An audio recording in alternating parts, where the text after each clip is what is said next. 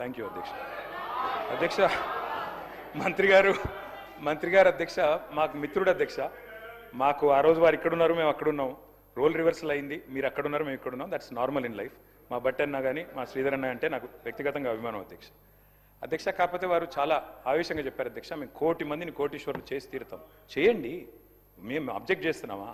కాకపోతే ప్రశ్నలు అడుగుతున్నాం వారి తరపున. 1 కోటి మంది కోటీశ్వరులు అవుతే $100 ట్రిలియన్ అవుతుంది కదా అన్న. తప్ప శ్రీధర్ అన్నది మీరు 4 కాదు తప్పేసిండ్రేమో. గవర్నర్ ప్రసంగంలో 4 ట్రిలియన్ తప్పు చెప్పించిండ్రేమో. 100 ట్రిలియన్లని చెప్పించేది ఉండే. గవర్నర్ ప్రసంగంలో ఎట్లయితే ఐటీ నెంబర్స్ తప్పైనాయో ఇది కూడా తప్పైందేమో చూసుకోండి అని చెప్పిన. అది కూడా తప్పైనా గంత ఆవేశం ఎందుకు అధ్యక్ష? 1 కోటి మందిని కోటీశ్వరులు చేసుడు దేవుడు ఎరుగు అధ్యక్ష. ఈ బడ్జెట్లో ఎల్లుండి బట్టి గారు పెట్టే దానిలో నెలకు 2500 రూపాయలు ఇచ్చే మహాలక్ష్మి పథకం పెట్టండి అధ్యక్ష. కోటీశ్వరులు తర్వాత చేయండి, నెలకు 2500 ఇవ్వ. నా కథ కాదు అధ్యక్ష. 100 రోజుల్లో చేస్తామన్నారు అధ్యక్ష. 100 రోజుల్లో నెలకు 2500 రూపాయలు ఇస్తామన్నారు.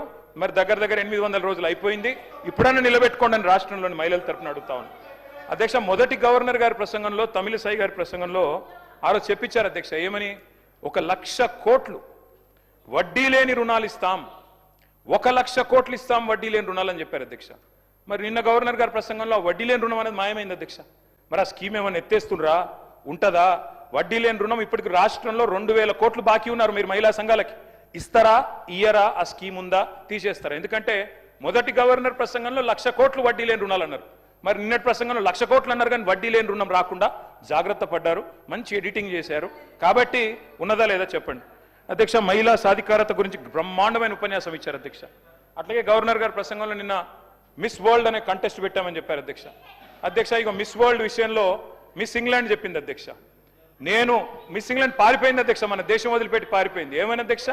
I was made to feel like a prostitute, I was exploited అని చెప్పి మిస్ ఇంగ్లాండ్ ఇచ్చిన మాట ఇది సన్ మ్యాగజైన్ లో. ఎవరు అధ్యక్ష దీనికి బాధ్యులు? ప్రభుత్వం. కేటీఆర్ గారు 10 ఇయర్స్ మినిస్టర్ గా చేసిండు కానీ ఆ మాటలు ప్రతిసారి సత్యదూరమైనటువంటి మాటలు పెట్టి అబద్ధాలను ఊరంతా ప్రచారం చేసుకోవాలనేదే వాళ్ళ కాన్సెప్ట్. ఇవాళ మేము మహిళలకు ఒక లక్ష్యంతో పనిచేస్తున్నాం. 1 కోటి మంది మహిళల్ని కోటీశ్వరులను చేయాలనుకున్నాం. అరే ఇప్పటి వరకు టౌన్లో, రూరల్లో 57,000 కోట్ల రూపాయలు వాళ్లకు బ్యాంకుల ద్వారా, స్త్రీనిధి ద్వారా ఇవ్వడం జరిగింది. మీ లెక్క మేము రెండోసారి అధికారానికి వచ్చినాక 1 రూపాయి కూడా మీరు మహిళలై వడ్డీ లేని రుణాలు ఇవ్వలేదు. పైగా 3,000 కోట్ల రూపాయలు వాళ్ళ మీద భారం పెట్టిపోయినరు. మేము ఈ 6 నెలలకు ఒకసారి, 3 నెలలకు ఒకసారి వాళ్ళ ఇచ్చిన ఇప్పటి వరకు దాదాపుగా 1,121 కోటి రూపాయలు, 1,121 కోట్ల రూపాయలు వాళ్ళ వడ్డీ డబ్బులను, అంటే వాళ్ళ వడ్డీని పే చేయడం జరిగింది. మేము ఎగ్గొట్టలే అధ్యక్ష, చేస్తా ఉన్నాం. ఎందుకు ఇంత లేడీస్ అంటే మీకు అంత వ్యతిరేకం? అరే ఒక లక్ష్యం పెట్టుకున్నాము, ఆ లక్ష్యాన్ని, ఆ సంకల్పాన్ని రీచ్ కావాలనుకుంటున్నాము. మేము ఇవాళ మీరు మూతేసినటువంటి శిల్పారామం దగ్గర 106 షాప్స్ మహిళలకు వివిధ గ్రామాల నుంచి ఉత్పత్తి చేసినటువంటి వాళ్లకు మార్కెట్ సౌకర్యం కల్పించినాం. మీరు ఫ్రీ బస్సు పెడితే కూడా దాని మీద అనేక రకాల సెటైర్లు, తప్పుడు ప్రచారాలు, తప్పుడు వీడియోలను చిత్రీకరించడం, ఇవన్నీ కూడా అది మీ వంతు. ఇది తప్పు, ఇది సరైంది కాదు. తరతరాల అణిచివేత నుంచి ఆత్మగౌరవంతో, అస్తిత్వంతో, ఆత్మవిశ్వాసంతో ముందుకొస్తున్నటువంటి ఆడవాళ్ళ వెంట సపోర్టుగా ఉండండి, సహకరించండి. అది నిర్ణయాధికారంలో కావచ్చు, కుటుంబ అధికారంలో కావచ్చు, రాజకీయ అధికారంలో కావచ్చు. నేను చెప్తాను అధ్యక్ష, ఒక ఉదాహరణ. మొన్న మా దగ్గర మేడారం అయింది. మేము వాళ్ళకు 6 కోట్ల రూపాయలతోటి 565 మందికి షాప్స్ పెట్టించినాం. మొత్తం వాళ్ళు with in few days, just 10 days నుంచి 15 డేస్లో 3,33 లక్షల రూపాయలు అదనంగా వాళ్ళు సంపాదించుకోవడం జరిగింది.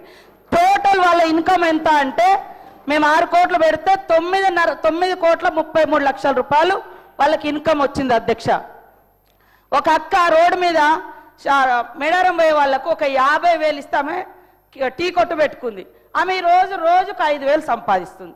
ఇదే ఇప్ప పువ్వు, మవ్వ లడ్డు, వాళ్ళకు ఒక 50,000 నుంచి మేము స్టార్ట్ చేసి 2 లక్షలు ఇస్తే వాళ్ళు ఆ 3 మంత్స్లో టోటల్గా మొత్తం ఈ రోజులో 14 లక్షల రూపాయలు సంపాదించారు. ఫ్యూ డేస్లో 1 వీక్ 15 డేస్లో 5 లక్షల రూపాయలు సంపాదించారు అధ్యక్ష. ఇదొక మారుమూల అటవీ ప్రాంతాల నుంచి వచ్చి జరుగుతున్నటువంటి వ్యవస్థ. దాన్ని బట్టి మేము వాళ్ళందరికీ ఒక నమ్మకం ఇస్తున్నాం. మీరు ఇట్లా చేసుకోండి, ఈ రకంగా బ్యాంక్ లింకేజ్ ఇస్తాం, దాంట్లో ఇంతవరకు మాఫీ చేస్తున్నాం. ఇది తప్ప అధ్యక్ష? ప్రతిసారి ఎగతాళి మాటలు, బస్సు పెడితే ఎగతాళి, వడ్డీ అంటే వడ్డీ లేని రుణాలంటే ఎగతాళి. మీరేం చేశారు మరి 10 ఏళ్ళు? ఇవాళ మీరు ఇన్ని మాటలు మాట్లాడుతున్నారు. అలా కేటీఆర్ గారు మీరు మాట్లాడినవన్నీ ఒక్కసారి మిమ్మల్ని మీరు ఆత్మ పరిశీలన చేసుకోండి. మీరు 10 ఏళ్లలో ఎన్ని ఇళ్ళు ఇచ్చారు? ధనిక రాష్ట్రం అని గొప్ప చెప్పారు కదా, మరి ఎందుకు పేదోళ్ళకి ఇల్లులు ఇవ్వలేదు? మరి ఎందుకు అందరికి ఉద్యోగాలు ఇవ్వలేదు? ఎందుకు దళితులకు భూములు పంచలేదు? మరి ఎందుకు మీరు అదే 2019 బడ్జెట్లో 100 కోట్లు నిరుద్యోగ భృతి అని 100 కోట్ల రూపాయలు బడ్జెట్లో కూడా యాడ్ చేసారు? మరి ఎందుకు ఇవ్వలేదు? ఎందుకు ఇవ్వలేదు అంటున్నా. చెప్పడానికి బాగానే ఉంది, మరి ఎందుకు చేయలేదు? ఇవాళ మీరు చేయలేదు. మీరు చెప్పండి, ఆడవాళ్ళ అభయహస్తం డబ్బులను కూడా మీరు వాడుకున్నారు, ఎందుకు ఇవ్వలేదు? ఎందుకు ఇవ్వలేదు? అప్పుడు వైఎస్ఆర్ గారి హయాంలో వాళ్ళు జమ చేసుకున్నారు, ఇవ్వలేదు. ఇప్పుడు మేము ఒక్కొక్కటి నెరవేర్చుకుంటూ వస్తున్నాం. మీరు ఏమంటారు? గ్యారంటీ ఒక్కటే అమలు చేయలే. అరే రైతు రుణమాఫీ, మీరు ఎట్టే టైంలో రైతు రుణమాఫీ అన్నారు, 10 ఏళ్లలో కూడా కంప్లీట్ చేయలేకపోయారు. అవే కదా అట్లా మిగిలి ఉన్నాయి. ఇవాళ 0 బిల్ ఇస్తలేమా? 200 యూనిట్ల కరెంట్ ఇస్తలేమా? 4.5 లక్షల ఇల్లులు, 4.5 లక్షల ఇల్లులు కూడా మరి గ్యారంటీలోనే కదా. ఏదైతే 6 గ్యారంటీలలో 4.5 లక్షల ఇల్లులు కూడా ఉంది, 5 లక్షల ఇల్లు. మరి మీరు ఎన్ని ఇల్లు ఇచ్చారు 10 ఏళ్ళగా చెప్పండి? ఇవాళ మీరు ఇవ్వకుండా మీరు ఎంతసేపు బదనం బదనం బదనం, ఇది బంద్ చేయండి. ముఖ్యంగా ఆడళ్ళ పట్ల, అది మీ కుటుంబ సభ్యులైనా బయట మాలాంటి అక్క చెల్లెలైనా